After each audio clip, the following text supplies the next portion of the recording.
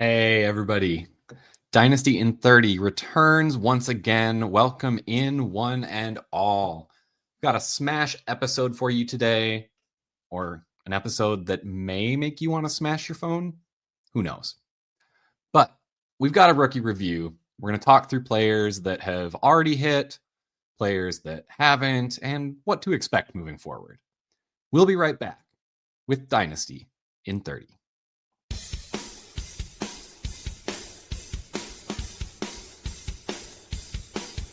You're watching Dynasty in 30, only on Fantasy Now Plus.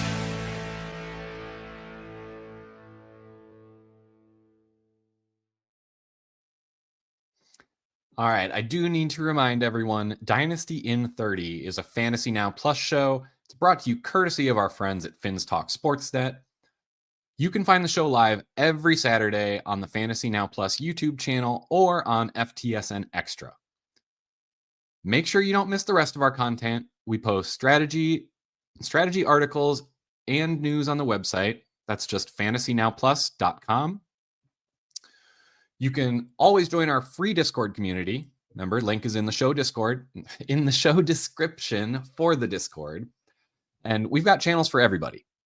All right, anything you want to chat about NFL related, we've got. The staff is always happy to jump in and answer questions. So feel free to make an appearance, say hi, see if it's for you. Our weekly lineup is jam-packed now that we're in full swing for the season. You want to make sure you subscribe so you don't miss a single episode. On Sunday, we've got Bites and Insights with Chef Justin. Monday has Cold Brews and Hot Takes with a Sunday recap. Tuesday has Priority Waivers. Wednesday is a double dip.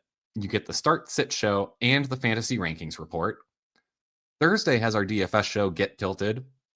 Friday brings us the IDP show. And of course, on Saturdays, Dynasty in 30.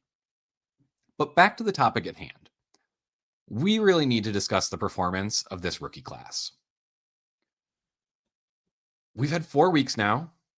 We want to see how their games have translated to the NFL.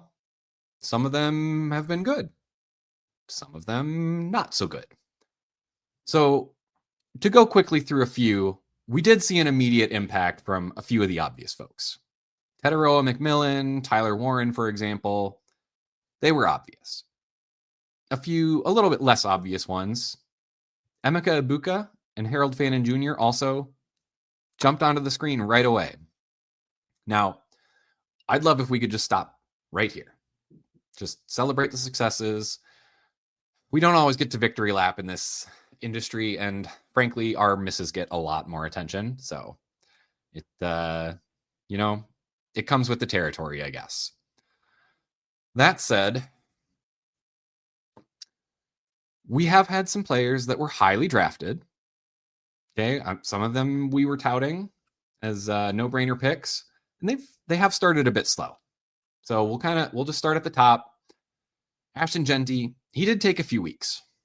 All right, but we did see him break out finally.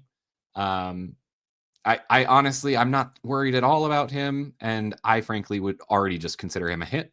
But because we've only seen one really good week, I figured I would pull him down into that other category.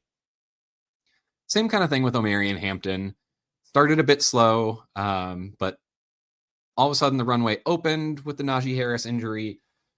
If you are not competing this year, he may actually be a sell high candidate. The plan was always for him to split the backfield, but after Najee Harris went down, the Chargers just don't have a viable option for that.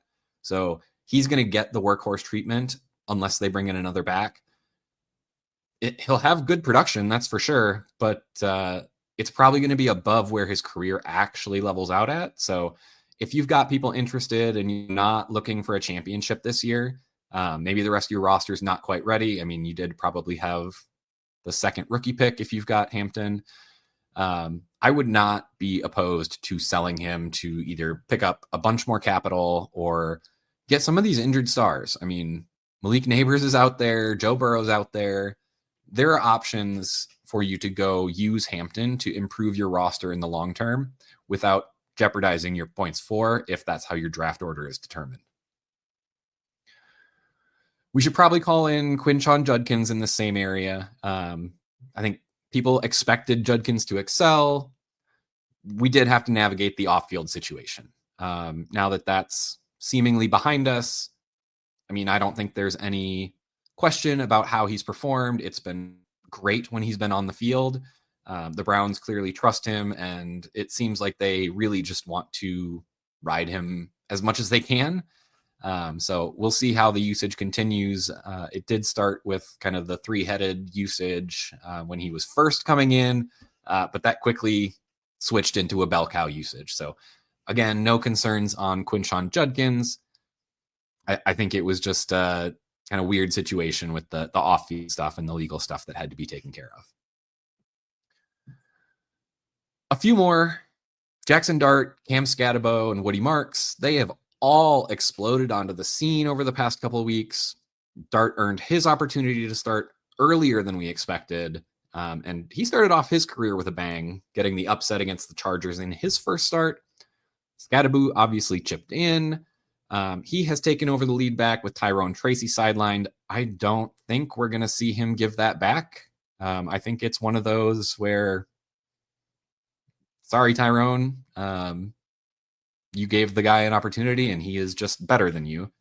So expect Scatabo to continue to get plenty of work there even after Tyrone Tracy comes back. Woody Marks, I mean, did not take long for him to jump to the top of the running back hierarchy in Houston. We saw the explosion game last week, multiple touchdowns. I think you're going to see Houston is probably going to try and test his usage.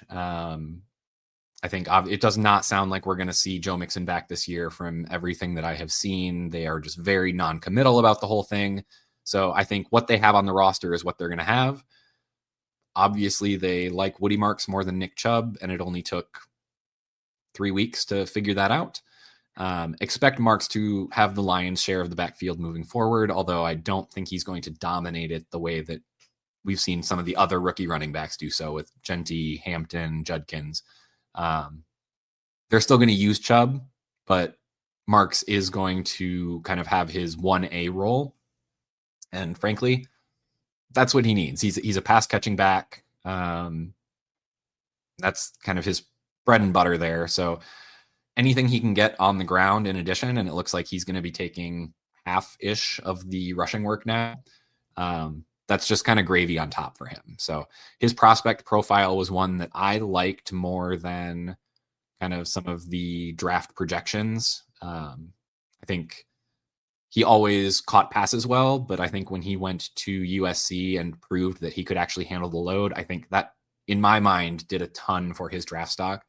I think he's the type of player now that I don't think Houston's going to be worried about having a third option behind him and Chubb. I think if Chubb goes down with a short-term injury, I think they're happy enough with Woody Marks and what he brings physically that they'll just ride him for a few weeks. We've kind of seen similar situations with guys like Tony Pollard. Tyjae Spears was supposed to be his backup running back, goes on IR to start the season. We've seen Tony Pollard just absolutely dominate that backfield. Sounds like we're actually going to see Tyjae back this week, so that's good for him. But I think that's kind of what you can expect from Woody Marks, is typically he'll be in a somewhat split backfield, more in the lead role. But, I mean, if someone goes down, they're going to trust him. He's proving that he can make plays both on the ground and through the air. So Woody Marks, I've been in on. I'm happy to see him succeed. I don't know that I would consider any of these past few guys that I've mentioned, Dart, Scatabo, or Marks, as surprises. I think we can clearly say, though, that these are more positive outcomes for the prospects. And it is very, very good to see them succeed early. Unfortunately, now we have to get into a little bit more uncomfortable territory. We do have some players that just haven't lived up to draft expectations. A lot of these guys get picked early in the first round, middle of the first round. And when you spend that kind of draft capital on them, you want to be able to plug them in and play them right away and get production. It doesn't always work out that way, and we're here with a few of these guys. So starting kind of from the top of the draft order, Travis Hunter, I think, is the top guy that falls into this. He did get immediate playing time, but he really just hasn't been as involved in the offense as some had hoped. The whole Jacksonville offense has been kind of lackluster. I think people had much, much higher hopes with Liam Cohen coming in. And personally, I don't have too many concerns long-term with Travis Hunter. I think he's just going to end up being one of those prospects that takes a little bit of time to transition into the NFL. Some of that is there's a whole new scheme getting implemented. One thing that I probably did overlook, and I think a bunch of analysts overlooked, is I don't know how to say this, but Shane Waldron is just a wide receiver anchor. There's just no other way to say it. He is killing passing games wherever he goes. I don't have high hopes while he stays there, but I think that's a Shane Waldron issue, not a Travis Hunter issue. We've seen he's got some playmaking ability. Honestly, I think Travis Hunter's the strength of his game is going to be kind of the short intermediate make plays after the catch. And I think that is really going to thrive as he gets more of a connection with his quarterback. So I want to see what it's like after he gets a full season with Trevor Lawrence. Can they start establishing that connection? Can they, I don't want to put the pressure of, can they get a Mahomes and Kelsey type connection out there? But I mean, that's like the top end of what we're looking for. Is we want them to absolutely trust each other and know what each other are going to do. So Travis Hunter, a bit slow to start, but I think we're good. So go ahead. I'm going to bring on in my good friend Pudge, able to join us this afternoon.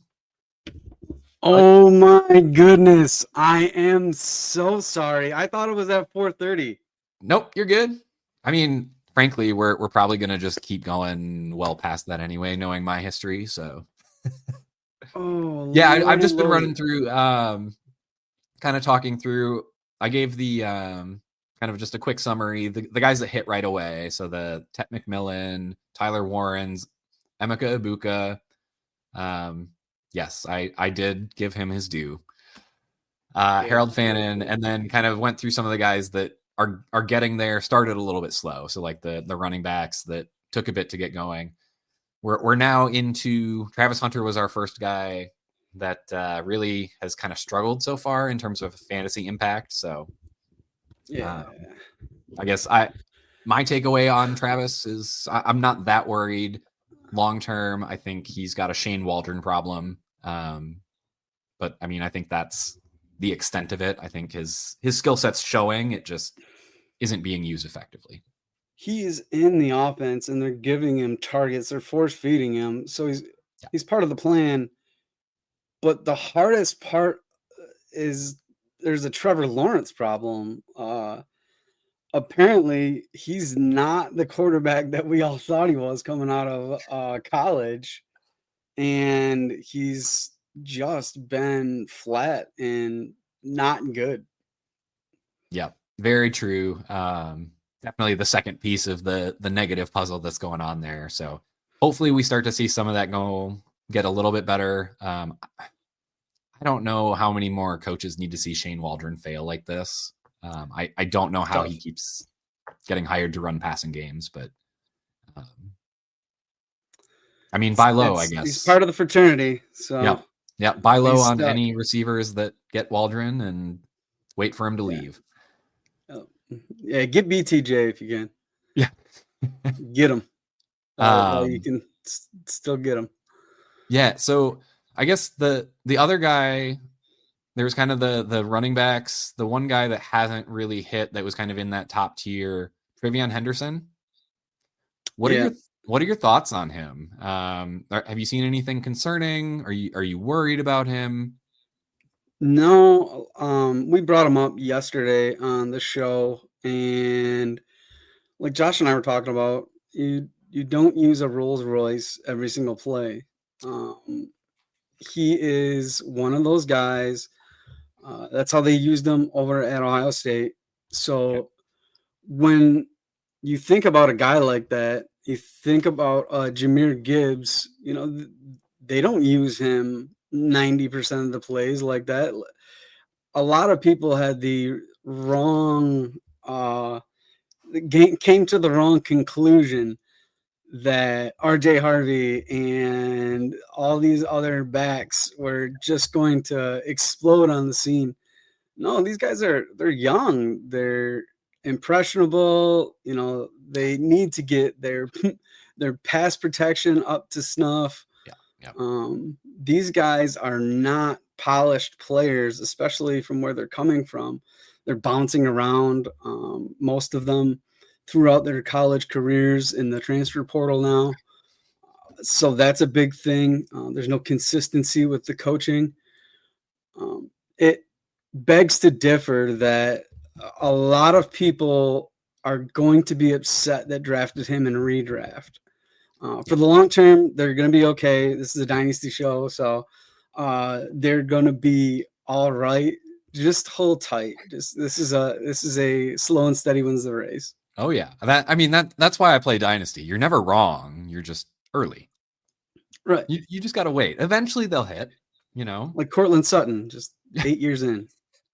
I mean, hey, even with Trevor Lawrence, give it 6 more years, he'll be good. The Baker Mayfield. He's just got to go to another team. Yeah, he's got to go. He's got to do a Baker Mayfield or a Geno Smith or a Indiana Jones. Yeah, I think I'm 100% with you on Henderson. I think this is kind of what we should have expected. This was the most likely outcome this year. We knew the plan was not to pound him in the middle 20 times a game. That's why they have Ramondre Stevenson. They've got Antonio Gibson, who can kind of do a little bit of everything as needed. But like you said, the plan was never to just use Henderson as a workhorse. I think Gibson was a receiver coming out of Memphis. Yep. So people they forget that he's so good at catching balls. Like, do you see him there next year? Probably not. And then that's the Travion Henderson role. But exactly. But people forget that Gibson was a wide receiver at one point in time. Yeah, and maybe Ramondre Stevenson should have done that with that one. What was it, 55-yarder? That might be his go-to career highlight through the air. But just think if Henderson catches that, I think we're having a whole different conversation. So, yeah, absolutely. Let's switch positions to quarterback. Dart obviously got his opportunity to start, has looked good. Cam Ward, though, like what do you make of Cam Ward so far? He was kind of the 101 in the real draft, and the top rookie quarterback option this year. Did people make a mistake? No, because if you look at some of these quarterbacks, they come into the league, and there's a reason why this team is picking first overall, right? Let's not get the cart in front of the horse. Let's back it off a little bit. There's a reason that the Titans were picking 101, and they're going to have another high draft pick that they're going to pick a left tackle next year. And you trust them to get that right? If they don't, then like Cam Ward he's toast. So it's tough. I don't understand the urgency on Cam Ward. He does have the mindset. He's mad. He's upset. He likes to win. These are all good qualities. You want these in a quarterback, and he took most of the heat for his outburst after the game, after this game on Sunday. So I like what he's doing. I like where his head's at, but he won't be much of anything. He's a pocket passer without a pocket. So that's one thing I wanted to talk about. He's actually looked pretty good on the ground. And I mean, he's got athleticism. It just hasn't been a big part of his game to run enough for fantasy. Do you think that's something that we should expect to see as he plays more and more? Or do you think that's something that he's just been coached against that is going to be kind of against his nature? I think they have to see it if they want to win games. Yeah. He's not going to be, obviously, he's not Josh Allen or Lamar, or he's more of like a Mahomes scrambler. He's more of a Jackson Dart, I think, will be a pretty good, comparable running styles in the pocket. He's not a first read scrambler. He's not going to run the read option very much. But yeah, if they want to win some games, they gotta manufacture some of his runs. Yeah, I mean they got to figure out something to move the ball. It's been kind of brutal the last few weeks, but we'll see if they can pull it together here in week 5. Kinda. Yeah. I'm trying to be generous. He's a rookie. Look at his weapons too, though. It's sad. Are you taking a shot at my boy Alec? No, he's like the only bright spot on that roster. Besides, Tony Pollard can't carry the ball every single play, but yeah, luckily they're getting Spears back. It looks like this week, so hopefully that'll add someone else they can rely on a little bit. Other element, a little speed to their game that Calvin Ridley's not bringing. Yeah, I don't know what's up with him. He apparently is just toast. So, trying to think. Rounding out kind of those first round picks. You kind of mentioned RJ Harvey. Where are you falling on him? Like, is this something we should be concerned about? I know people were kind of, they threw around the Joker term right away and got all excited. I wasn't big. I was very low on RJ Harvey coming into the draft. We've got people that are getting rid of Kyren Williams before he signed his second contract with the Rams. He's 25 years old. That's like the same age as RJ Harvey. Yeah. Let's take those guys that have a little bit of a resume. Like I said, RJ Harvey, he's a good shifty little back. But I didn't see a path for him in that offense yet. He's going to be more like a Alvin Kamara. They're going to bring him along slow, like they did Kamara with the Saints and Ingram. History repeats itself. Yeah, I was going to say, I mean, I think the bull case for RJ Harvey was always those Saints teams with Peyton, where they were just so effective on the ground that they were able to support 2 running backs. I think it definitely seems like Denver's taken a little bit of a step back offensively this year. Whether you want to consider that like a sophomore slump or, it's early still. Maybe they're just gelling still.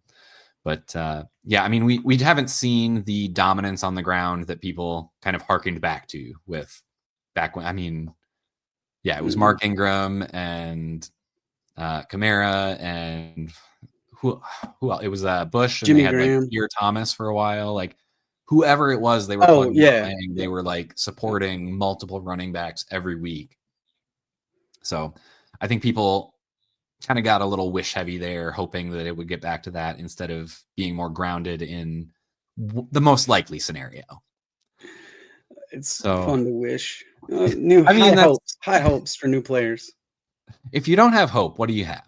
Let's a lot of nothing. Yeah, quick break here. Let's answer a few questions. We got to start sit here.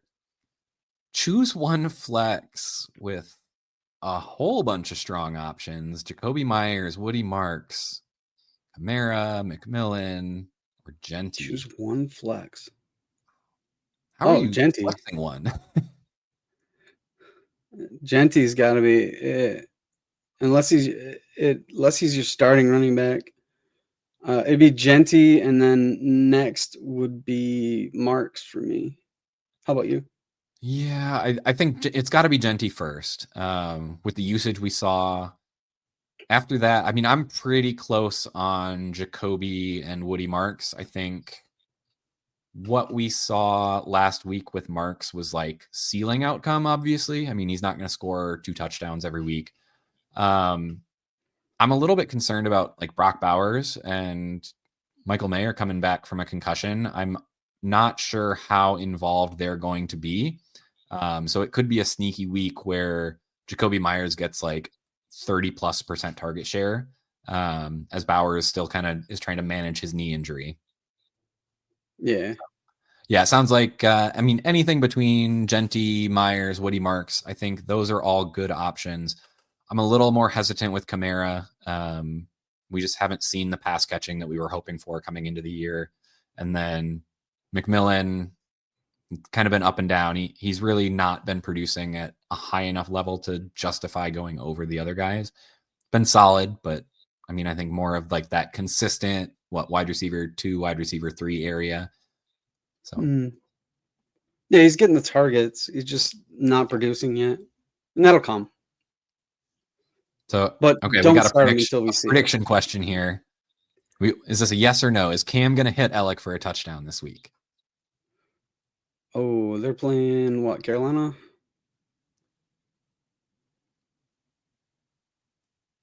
Yes. See, I'm going to go no. I think they're going to end up running it. I think it's going to be Pollard and Spears, and we haven't seen Cam hit 13 fantasy points more than once this season. So I'm going to go with no. Yeah, no. All right, got one more coming in. Is Fannin a sleeper? I mean, I'm going to say no, he's not a sleeper. He's a fantasy starter. Yeah, if you follow the show, Will and I are very high on Mr. Harold Fannin Jr. We were huge on him coming out. I actually wrote an article with him and Woody Marks in it earlier in the season before the draft, guys to watch, and he was one of them. He did unreal things in college football, things that wide receivers don't do. Albeit it was for Bowling Green, but they did play Penn State. Bowling Green, and he still put everybody knew what was coming. Yeah, he put up a ton of points up against Penn State and Abdul Carter. Yeah, I think just to kind of piggyback on that, we know what we're expecting out of tight end week in, week out. If you don't have the Brock Bowers, the Trey McBride, I mean, I'm trying to think who's been wide receiver 3 this year. So Laporte has been disappointing. Juwan Johnson was good for a few games, but kind of has slowed down. I mean, after the first couple, you're looking for touchdowns. But I mean, I think Harold Fannin kind of splits that difference where he is very involved in the game plans.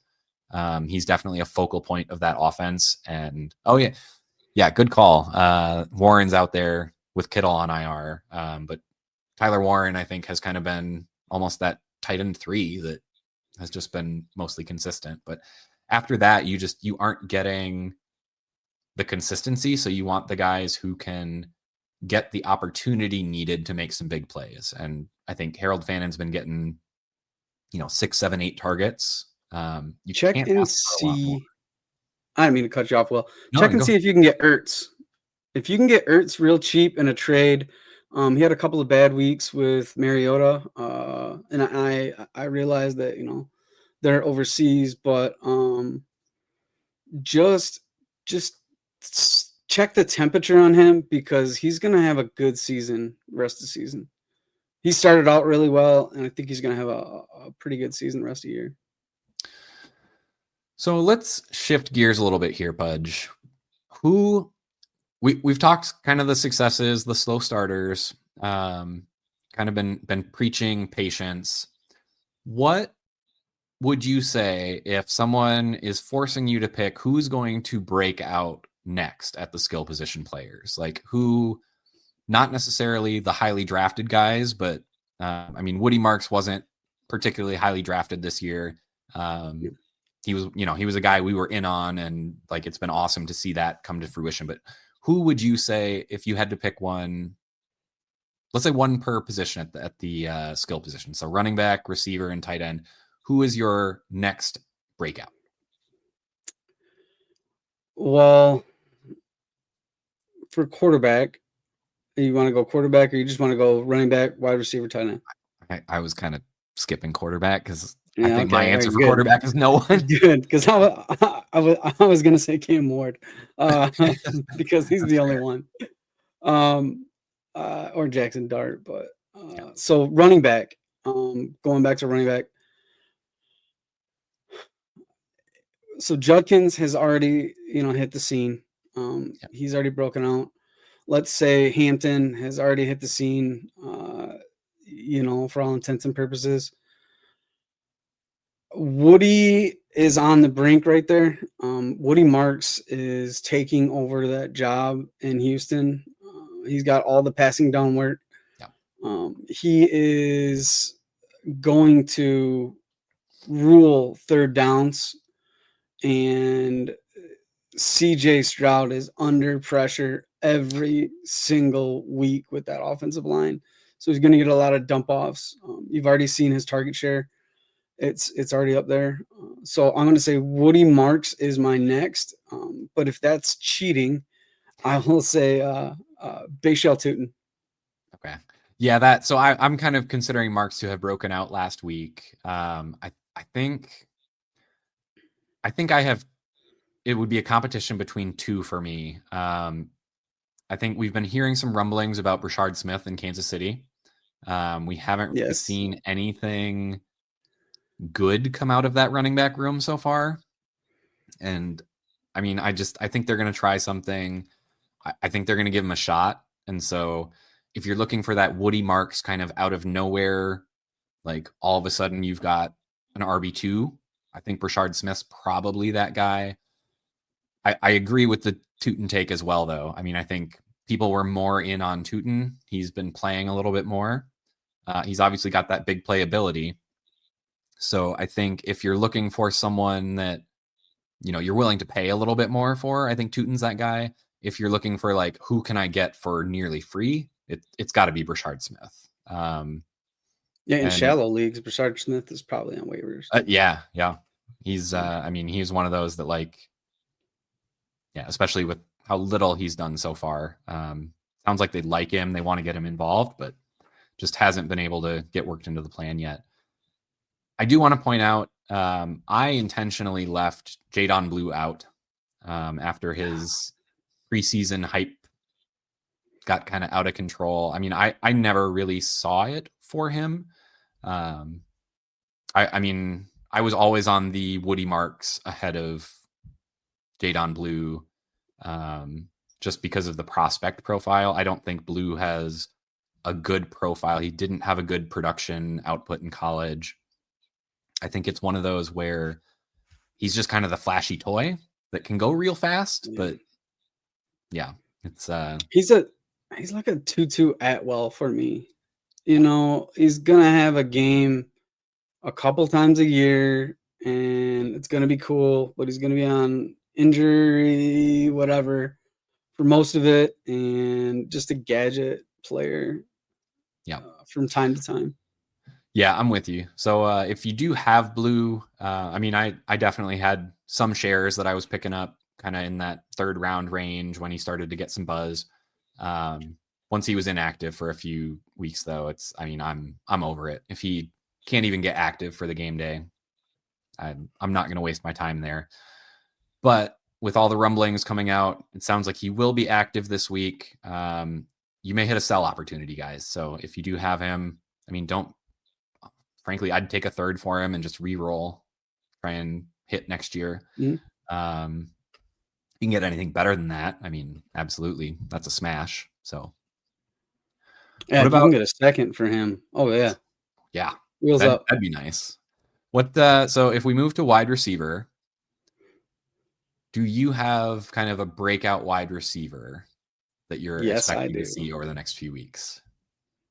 And he's probably not on your list, but it's Isaiah Bond. I like it. Isaiah Bond, if you look at his, all right, so 1 week before the season, he was signed. He had the legal trouble. This is a fantasy show. We're not a legal show. Whatever he did, he did. Whatever he didn't do, he didn't do. We don't know. We weren't there. So, as a fantasy player, I love his usage. And this week, they got a couple guys that are going to be out of the lineup. So you could see Dylan Gabriel and Isaiah Bond become a thing very, very soon. His target share, I want to say it's creeping up towards 15, 20%. Right now, I think he had 6 targets last week, and he doubled in snap percentage. So they really like him. He's a burner. He can win you a week. Yeah. If they use him. So he's my next breakout. Okay. I don't consider those first round guys or fringe first round guys like Luther Burden or Matthew Golden breakouts. I was going to say, so those guys will. Those were kind of, I think I was going to choose Luther Burden just with how little he did, except for the one game. Was it the Dallas game? 2 weeks ago. Yep. Where he got, I mean, it was only 3 targets, I think, but huge yardage, scored a touchdown. Yeah. So, I mean, I would say between Burden and Golden, like not really breakouts per se, because they were drafted pretty highly, but I fully expect them to blow up here. The Packers offense this year is built to throw the ball deep. There have been so many close calls with Golden so far. It's going to start hitting. They're going to start catching it. And when he catches those, it's going to be good. Yeah, I really think that's going to be the next, big thing.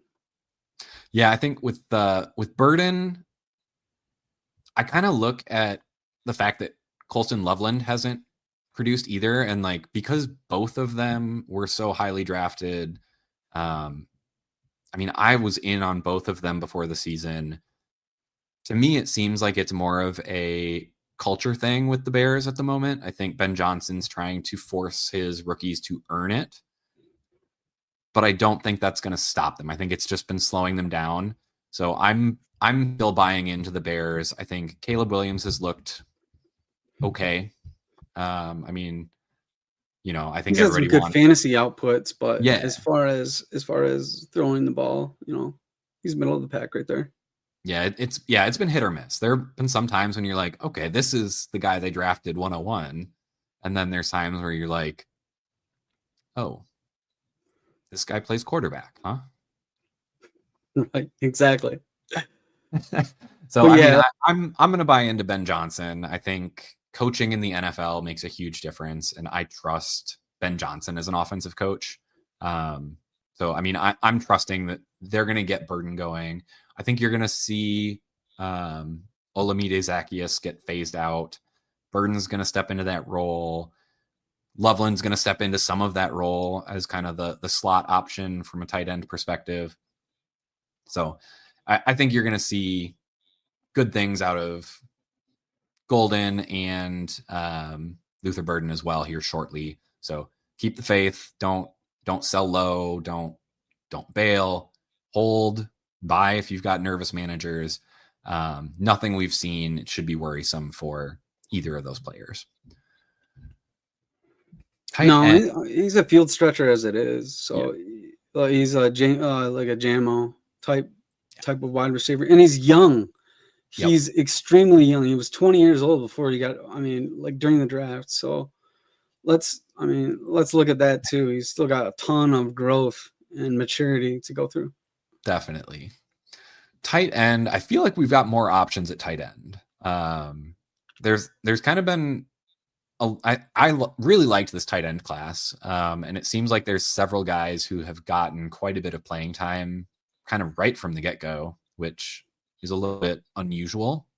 So who we saw Fannin burst onto the scene right away. Warren was awesome right away.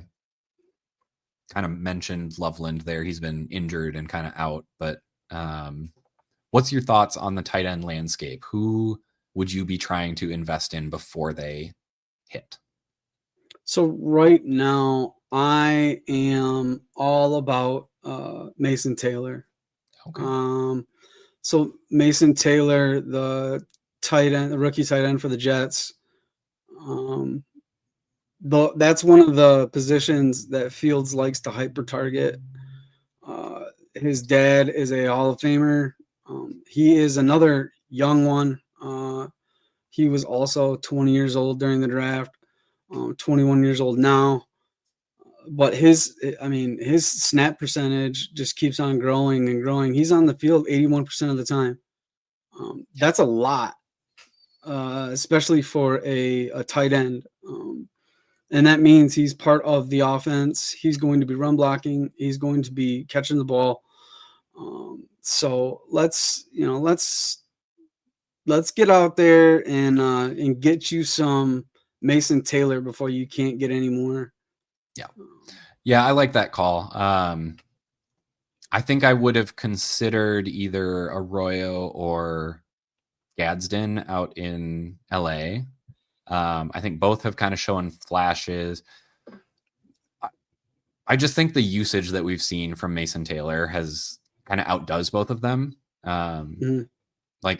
They're still kind of competing in their tight end rooms to really establish themselves as the top option. You've got AJ Barner with Arroyo there. Gadsden, he's got a lot of target competition. Yeah, with McConkey and Allen and Quentin Johnston. 100%. So it's kind of like Kittle was last year or 2 years ago. They had so many pass catchers in Debo and Ayuk and CMC that he's going to fall off on weeks, but he's going to also have weeks like he did last week. Yep. Yeah. So I agree with you there. Yeah. The one thing that brings up a good point with Mason Taylor is just like, he probably is, I don't want to say 2. I think he's probably the 3rd option in that passing game. I'm going to give 2 to Breece Hall, hopefully. Fingers crossed. Breece Hall. I don't think it's going to be Josh Reynolds, but maybe. Yeah. He's healthy now, so we'll see. But I don't see that being a very fruitful wide receiver 2.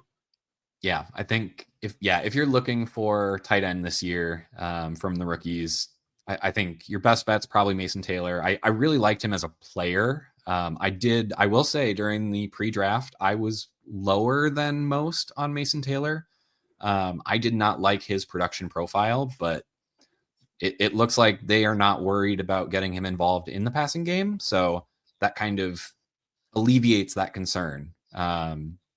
His yards per route run were they were very low in college. And I think some of that probably made it a little bit deceiving because he really is a very good all-around tight end. So my guess is he got onto the field a lot earlier in his career blocking and then getting some like leak out routes that, you're not really going to get targeted all that often there. Or if you do, it's going to be for low yardage.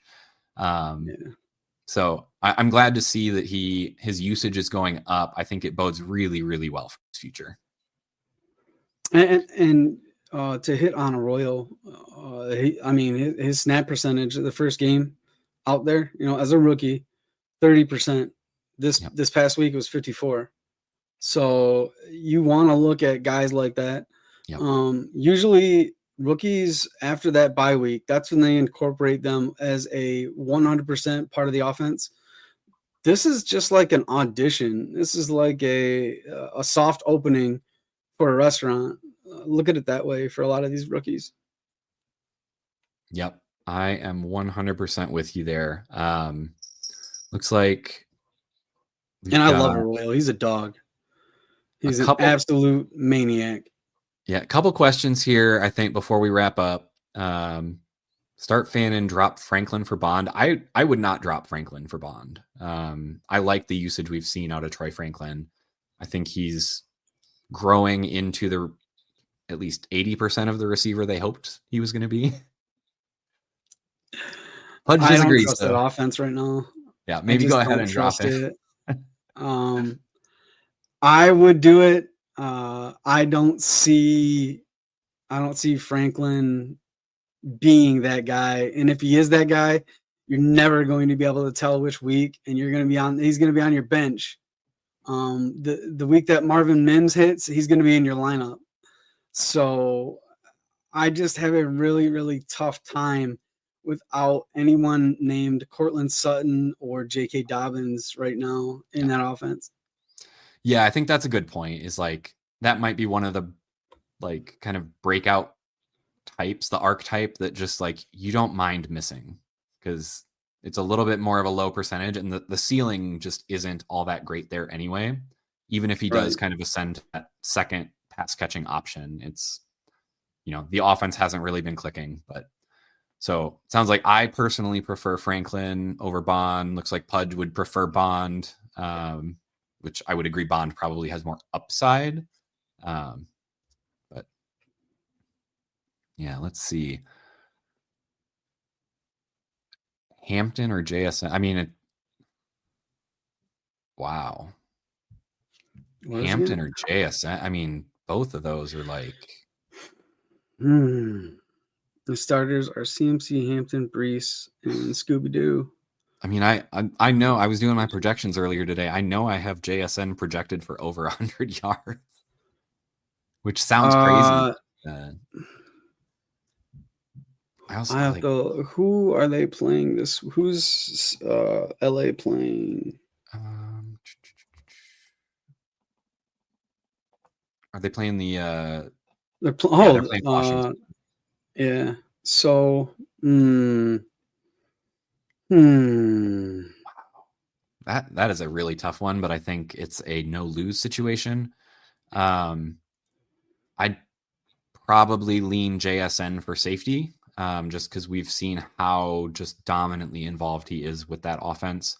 Hampton being a rookie, like you never know if we've just been seeing kind of the high end of his output versus like maybe he's going to regress to the mean. If I have two good options, I'm going to take the safer one, just the way that I play. And JSN is going against Tampa Bay. If you can beat Tampa Bay, it's going to be through the air.